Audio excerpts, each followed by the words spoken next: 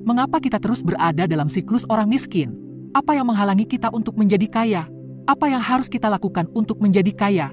Kenapa tidak bisa keluar dari siklus balapan tikus? Di dalam buku ini kamu akan menemukan perbedaan antara bekerja untuk uang dengan uang bekerja untuk kamu. Dan di dalam buku ini kamu akan diperlihatkan bagaimana masa depan kamu terbentuk dari sikap kamu terhadap uang. Balapan tikus itu konsepnya seperti ini, kamu terus bekerja keras dan seringkali pekerjaan sepele pun kamu kerjakan juga hanya untuk memenuhi kebutuhan sehari-hari. Kamu bekerja sekuat tenaga kamu, sedangkan biaya hidup, pajak pemerintah, dan tagihan listrik mengambil hampir semua hasil kerja keras kamu, sampai akhirnya kamu sama sekali tidak ada sisa untuk ditabung. Tanpa disadari, sebenarnya kebanyakan dari kita bekerja untuk menyenangkan orang lain, terutama orang tua kita. Tapi apa yang kita inginkan untuk diri kita sendiri? Kita pasti pernah dinasihatin, sekolah, belajar giat, dapatkan pekerjaan bagus, dan hidup kamu dijamin tenang. Sebenarnya, nasihat ini merupakan terminal bagaimana orang miskin dan kelas menengah memahami keamanan finansial. Orang kaya melihat hal ini berbeda. Ini bukan lagi strategi untuk hidup yang bebas dari masalah finansial. Pendidikan tinggi dan nilai yang sempurna tidak lagi menjamin kesuksesan. Bisa aja kamu kuliah, lulus summa cum laude, lalu bekerja di perusahaan besar, tapi finansial kamu tidak berkembang. Kamu harus sadar sebenarnya kamu tidak akan sepenuhnya menikmati hasil kerja kerasmu. Bisa aja suatu hari kamu punya semua dan besoknya kehilangan semua. Namun, jika kamu sadar finansial, kamu bisa punya kekuasaan uang dan mulai membangun kekayaan kamu dari awal. Dan kamu tahu tidak, arti kata bangkrut dan miskin punya konotasi yang berbeda. Bangkrut itu kondisi yang sementara, miskin adalah kualitas yang abadi.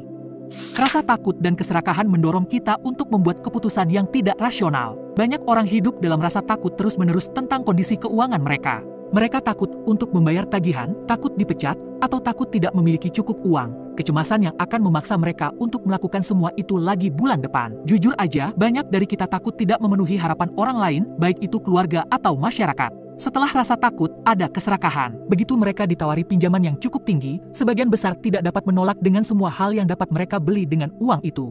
Daripada mengambil kendali, banyak orang terus-menerus khawatir tentang kondisi keuangan mereka, menekankan tentang kemungkinan merubah situasi finansial mereka, atau mengecewakan keluarga dan orang yang mereka cintai. Ketika rasa takut dan keserakahan bertemu, mereka akan terus terjebak dalam pola bangun pagi, terburu-buru bekerja, stres setiap hari, dan bekerja keras pada sesuatu yang seringkali tidak mereka sukai. Kemudian setelah berbulan-bulan, mereka akhirnya mendapatkan gaji dan tagihan. Setiap detik, setiap hari, setiap bulan, setiap tahun hidup mereka dijalankan oleh siklus kecemasan dan keserakahan yang tidak pernah berakhir. Bagaimana kecemasan dan keserakahan bisa muncul? Biasanya, kita takut kehilangan pekerjaan dan keserakahan muncul saat kita tidak bisa menunggu untuk mendapatkan gaji di akhir bulan, menabung hanya cukup untuk pergi berlibur dan hidup dalam perjuangan tanpa akhir yang tidak bahagia. Meskipun kita mendapatkan lebih banyak uang, keserakahan kita akan mencoba meyakinkan kita bahwa itu masih belum cukup. Ini adalah balapan tikus. Kebanyakan orang begitu terbiasa dengan balapan tikus sehingga mereka bahkan tidak memikirkannya lagi. Mereka tidak pernah mempertanyakan hal ini dan menyerah pada siklus ini, lalu menganggap siklus balapan tikus itu sebagai sesuatu yang normal. Daripada menentang siklus ini, sebagian besar justru bereaksi secara emosional terhadapnya. Untuk menyadari bahwa kita terjebak dalam balapan tikus, kita perlu ambil langkah mundur sejenak dan menilai situasi dari sudut pandang orang ketiga. Keserakahan hanya mendikte kita untuk meningkatkan standar hidup, tetapi tidak mengajari kita bagaimana cara melakukannya. Orang yang kurang pengetahuan finansial membiarkan emosi mengendalikan pengambilan keputusan mereka. Misalnya, rasa takut kehilangan uang mencegah mereka berinvestasi dalam aset atau saham karena risikonya tinggi. Keserakahan mendorong mereka membelanjakan uang untuk meningkatkan gaya hidup lebih aman daripada berinvestasi dalam aset. Ketakutan dan keserakahan menghalangi orang untuk menjadi kaya dalam jangka yang panjang. Menariknya, banyak orang menjadi kaya bukan karena menginginkan kehidupan yang lebih baik, tetapi untuk menghilangkan rasa takut menjadi miskin. Namun, semakin banyak mendapat uang yang kurang pengetahuan finansial, semakin takut rasa kehilangan uang mereka. Untuk keluar dari balapan tikus ini, kita harus meningkatkan pengetahuan finansial kita. Kita harus memahami perbedaan antara aset dan liabilitas, dan membiasakan diri membeli aset, bukan liabilitas. Sistem pendidikan konvensional tidak mengajarkan pengetahuan finansial, otodidak atau belajar sendiri adalah kunci kesuksesan finansial. Kamu tidak dapat membangun kekayaan hanya dengan bergantung pada bakat dan gelar sarjana. Pendidikan finansial seperti investasi, hutang, akuntansi, pajak, saham, dan banyak lagi adalah faktor utama yang menciptakan kesenjangan antara si miskin dan si kaya. Kurangnya literasi keuangan merupakan masalah utama. Masyarakat belum membekali kita dengan literasi keuangan dan terserah kamu untuk mendidik diri sendiri. Mulailah dengan berinvestasi dalam mindset kamu, mendaftar di seminar dan kelas keuangan, baca buku sebanyak mungkin. Sebagai manusia, kita sering belajar lebih efektif dengan melihat contoh. Jadi sangat penting bagi kamu untuk mendapatkan seorang mentor. Mentor kamu bisa jadi orang yang telah mencapai apa yang kamu inginkan. Kemudian, minta mereka untuk membimbing kamu. Sebenarnya, kamu tidak perlu banyak waktu luang untuk belajar finansial. Manfaatkan pekerjaan kamu dan kumpulkan ilmu penting di sana, ilmu yang akan membantu kamu dalam bisnis kamu sendiri ketika saatnya tiba. Jika kamu ingin membangun kekayaan, kamu harus siap dan mau mengambil resiko. Kamu perlu mengubah kebiasaan kamu untuk mengubah situasi keuangan kamu. Perubahan terbesar yang mungkin perlu kamu lakukan adalah belajar bagaimana menangani risiko. Orang yang sukses finansial, mereka adalah pengambil risiko. Mereka tidak takut akan risiko, tetapi justru mereka mendapatkan hasil yang luar biasa dengan mengembangkan kemampuan mengelola risiko. Menyimpan uang kamu di bank berbeda dengan mengambil risiko. Mengambil risiko lebih seperti berinvestasi di saham dan obligasi. Ini lebih berisiko tetapi menghasilkan lebih banyak pendapatan. Sebenarnya, yang membedakan kita dengan orang kaya adalah kecenderungan untuk mengambil risiko. Orang kaya mengambil risiko, sedangkan orang miskin cenderung main aman. Mereka mempertahankan pekerjaan mereka karena mereka takut atas dampaknya. Ketika rasa takut menutupi semangat menjadi kaya, tampaknya bermain aman lebih menggiurkan daripada berinvestasi. Saat kamu berusaha membangun kekayaan, kekalahan tidak bisa dihindari. Terkadang kamu tidak akan pernah bisa menang tanpa kekalahan. Ini adalah hal yang wajar, dan ketika kamu kalah, itu tidak berarti bahwa kamu gagal. Itu berarti kamu telah diberi kesempatan untuk belajar dari situasi baru dan opportunity kamu untuk berkembang. Jika kamu ingin membangun kekayaan, kamu harus bersedia mengambil risiko. Menjadi kaya itu tidak instan. Pelajari cara mengobarkan motivasi kamu.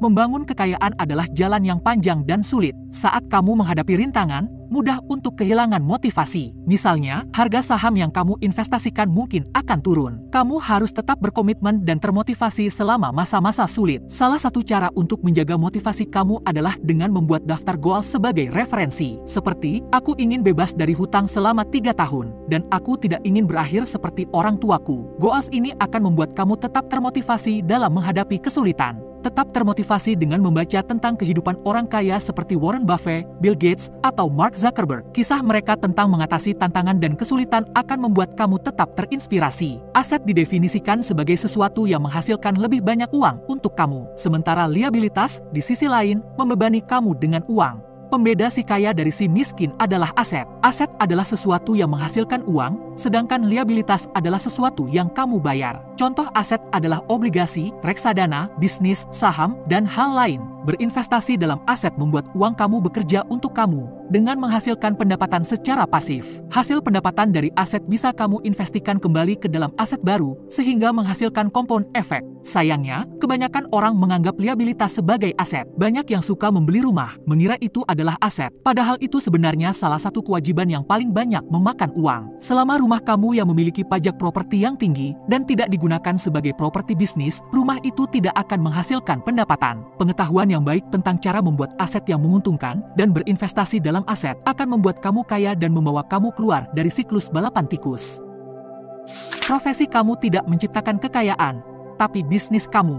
Bisnis dan profesi adalah hal yang berbeda. Profesi kamu adalah pekerjaan harian kamu yang membayar tagihan kamu, membeli makanan, dan membiayai hidup kamu. Bisnis, di sisi lain, adalah tempat kamu menginvestasikan uang dan waktu untuk menumbuhkan aset kamu. Hampir tidak mungkin untuk membangun kekayaan hanya dengan profesi kamu. Untuk menciptakan kekayaan, kamu harus membangun bisnis sambil menjalani profesi kamu. Profesi kamu akan mendanai bisnis kamu pada awalnya. Jangan berhenti dari pekerjaan harian kamu sampai bisnis kamu sudah stabil. Pada titik ini, aset kamu yang menjadi sumber penghasilan utama kamu. Dan itu titik awal dari financial independence. Penting untuk menguasai perpajakan. Orang kaya memiliki pemahaman tinggi tentang pajak dan mereka menanganinya pajak berbeda dari orang miskin. Orang kaya fokus ke semua aktivitas perusahaan mereka di sekitar aset mereka. Dengan cara ini, mereka dapat mempekerjakan akuntan dan pengacara profesional yang membantu mereka mengurangi pajak dan melindungi mereka dari tuntutan hukum. Kamu juga dapat mempelajari cara mengurangi pajak. Untuk melakukan itu, kamu perlu mendidik diri sendiri tentang cara kerja sistem pajak.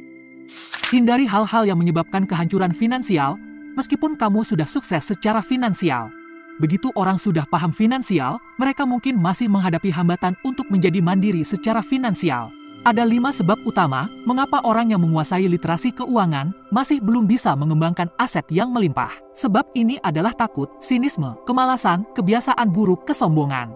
Belum pernah ada orang kaya yang tidak pernah kehilangan uang, sedangkan hampir semua orang miskin tidak pernah kehilangan sepersen pun. Pelajarannya jelas, menjadi kaya identik dengan belajar mengambil risiko dan meminimalkan rasa takut. Keraguan dan ketidakpastian membuat mereka tetap miskin. Secara teknis, keluar dari perlombaan tikus sangatlah mudah, tetapi keraguan membuat mereka menyerah. Daripada menganalisa seperti yang dilakukan para pemenang, orang-orang sinis lebih suka mengkritik. Kritik mereka membutakan mereka dari melihat peluang.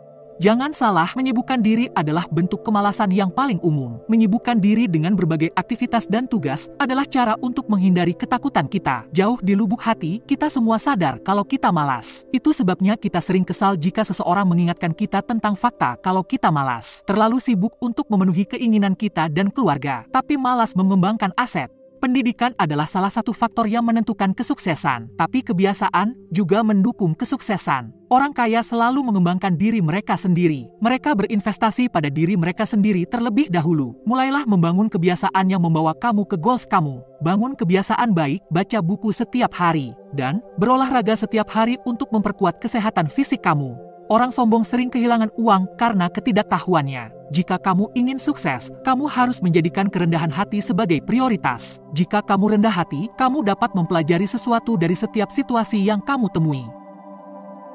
Kesimpulannya adalah sistem pendidikan kita tidak mengajarkan literasi keuangan. Jadi, sepenuhnya keputusan kamu untuk mengembangkan diri. Membangun kekayaan akan menjadi lebih mudah dan dapat dicapai jika kamu belajar berpikir seperti orang kaya dan memahami cara kerja uang. Jangan pernah ragu untuk berinvestasi dalam mengembangkan mindset kamu. Satu-satunya aset paling kuat yang kita miliki adalah mindset kita. Jika dilatih dengan baik, itu bisa menciptakan kekayaan yang sangat besar. Ada banyak hal yang menghalangi kita untuk mengejar kekayaan, dan tidak punya uang bukanlah musuh kita, namun pemikiran kalau kita harus bekerja tanpa henti untuk orang lain. Kerja keras tidak ada gunanya, kecuali kita belajar bekerja untuk diri kita sendiri. Nasihat berharga yang diberikan Robert Kiyosaki adalah bahwa kita harus memahami perbedaan antara liabilitas dan aset. Berinvestasi secara teratur, investasi itu yang akan menghasilkan uang untuk kamu. Lalu, bertekad untuk berhasil menjadi kaya.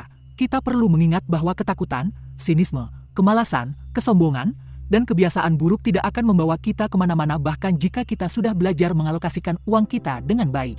Dari buku ini, bagi kita yang belum kaya, yang bisa kita lakukan sekarang adalah 1. Pertahankan pengeluaran kamu tetap rendah dan konsisten membangun aset yang kokoh. Kemewahan yang kamu terima nantinya adalah bentuk hadiah dari berinvestasi dan mengembangkan aset. 2. Orang kaya fokus pada aset mereka, sementara orang lain fokus pada pemasukan mereka. Mulailah berpikir seperti orang kaya dan fokus membangun aset kamu. 3. Ingatlah bahwa real estate adalah alat investasi yang ampuh bagi siapapun yang mencari financial freedom. Jika kamu mendapat kesempatan untuk berinvestasi di real estate, ambil. 4. Berkoneksi dengan orang-orang sukses dalam bisnis yang kamu minati dan pelajari sebanyak mungkin dari mereka. 5. Uang datang dan pergi, tetapi jika kamu memiliki pendidikan tentang bagaimana uang bekerja, kamu bisa menguasai uang dan bisa mulai membangun kekayaan.